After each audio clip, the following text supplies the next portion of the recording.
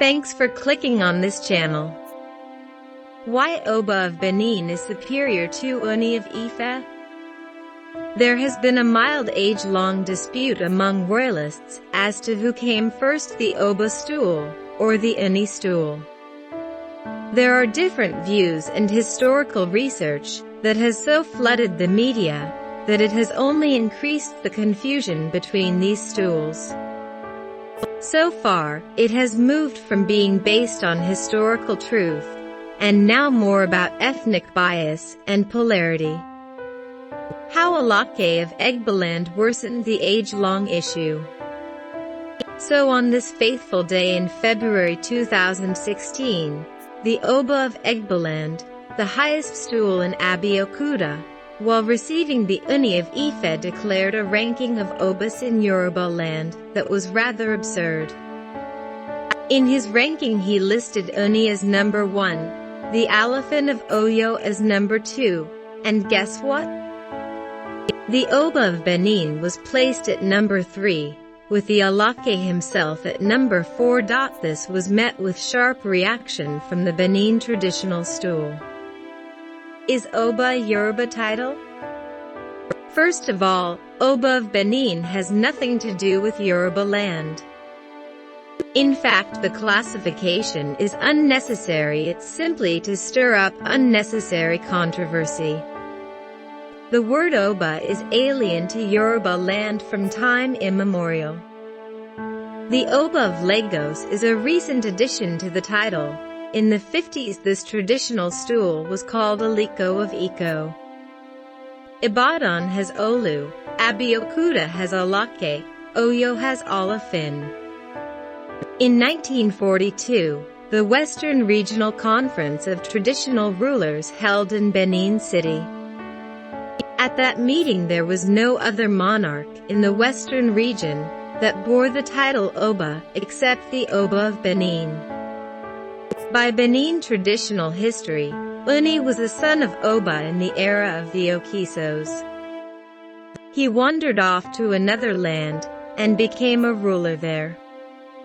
But he took with him core aspects of his monarchical practices and systems.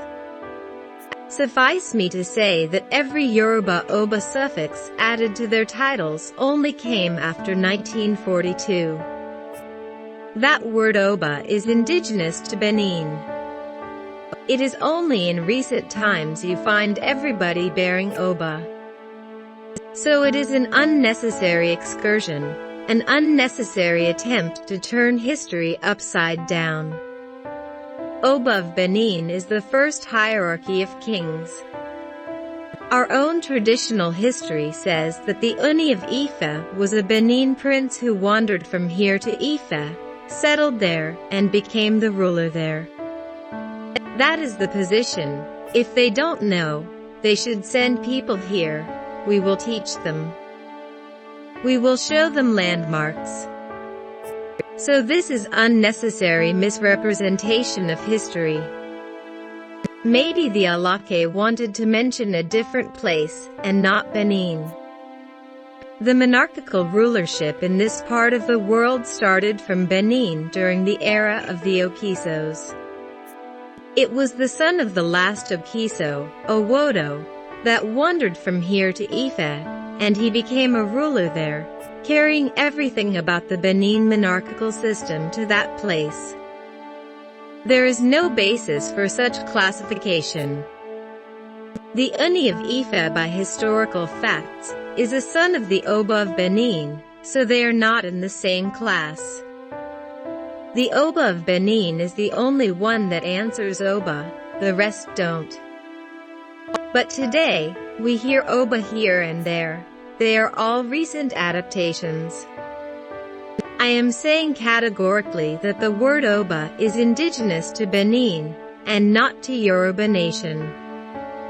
Following the declaration by the Alake of Egbaland, Oba Adedetan Aramagbadibo, that Benin monarch was the third in the ranking of kings in the southwest, the palace of the Oba of Benin has stoked controversy over the supremacy saga. In the ensuing controversy, the Asogban of Benin and Odionwe of the kingdom, traditional head, Chief David Edebihi, said the Alake of Egbaland, goofed. He explained that the Ooni of Ife was the son of the Oba of Benin, adding that the stool of the Oba of Benin could not be compared with that of any Yoruba king. Let's read some comments. Omasco wrote, Benin are not indignant from Yoruba, or rather did Yoruba indignant from Edo, but far back 12th century Okiso is the king of Benin, his first son migrated to Ife, and became their leader. After so many years, when is necessary for him to replace his late father throne Okiso, he was sent to come and take his father throne as a first son back then, but instead he chose one of his son to go to Benin Kingdom, and take over, because it's late and too old of him to return home, Edo, and rule as their king. That was why Oduduwa sent his son to Edo to take over his late father's throne. Thank you. If you have contrary or doubt come up. The Moment wrote, if this supremacy war will bring Nigeria out of the trouble in the country now then, fight over it till the war is won. But if its efforts in futility, because the two monarchs love and respect each other, then you writers and supporters of this evil scheme should stop it.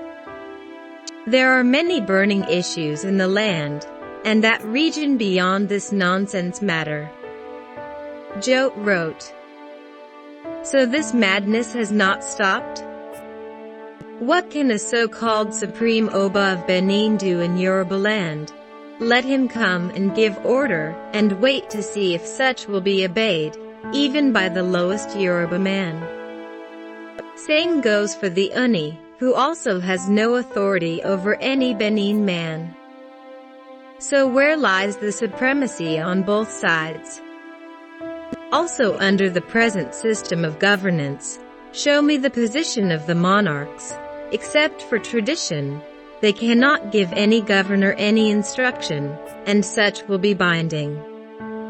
Please spare me all these trash about imaginary supremacy. Samuel Idosa wrote, very correct history by the Palace of Oba of Benin. For those still in doubt, please study the history of Benin very well. It is not only in Benin archives, but also in England and Portugal. If the Yoruba refuse to accept this truth, can they also change the one in European records? Of course no.